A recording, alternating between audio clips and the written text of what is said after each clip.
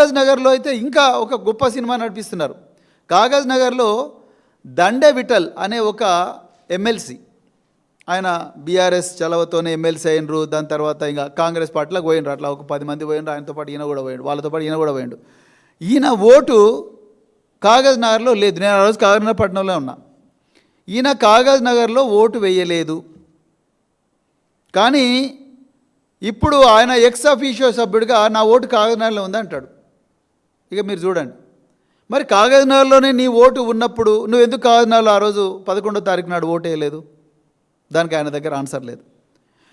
MR వాళ్ళతో మాట్లాడితే sir ఎప్పుడైనా ఓటు ట్రాన్స్ఫర్ చేయించుకోవచ్చు అంటారు. ఎట్లా ఓటు ట్రాన్స్ఫర్ చేయించుకోవచ్చు? For every electoral roll there is a cut off date. October 2025 municipal ఎలక్షన్ల కట్ ఆఫ్ డేట్.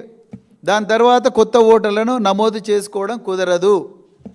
మళ్ళీ అలాంటప్పుడు రాత్రికి రాత్రే ఈ దండవిటలు ఎప్పుడు ఆ ఫామ్ 8 సబ్మిట్ చేసిండు? ఎప్పుడు మీరు ఆయన సనత్ నగర్లో ఉండి ఆయన ఓటు డిలీట్ చేసిండ్రు? ఎప్పుడు కాగజ్ నగర్లో ఆయన ఓటు యాడ్ చేసిండ్రు? దాంతోపాటు ఎలక్షన్ కమిషన్ కూడా ముందస్తుగానే ఎక్స్ అఫీషియో సభ్యుల మార్గదర్శకాలు 15 రోజుల ముందర చెప్పాలిగా, ఒక నెల రోజుల ముందర చెప్పాలి కదా. మీరు చెప్పింది ఎప్పుడండి? నిన్న కాక మొన్న చెప్తారా?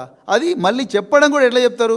11వ తారీఖు నాడు ఒక క్లారిఫికేషన్, మళ్ళీ దాని తర్వాత 14వ తారీఖు నాడు ఇంకో క్లారిఫికేషన్, మళ్ళీ 15వ తారీఖు నాడు ఒక క్లారిఫికేషన్. ఏంది ఇదేమన్నా నర్సరీ స్కూల్ ఆ ఎలక్షన్ కమిషన్? రోజుకి ఒక తప్పు, దాని తర్వాత ఇంకో తప్పు, ఇంకో తప్పు, ఇంకో తప్పు, ఇంకో తప్పు.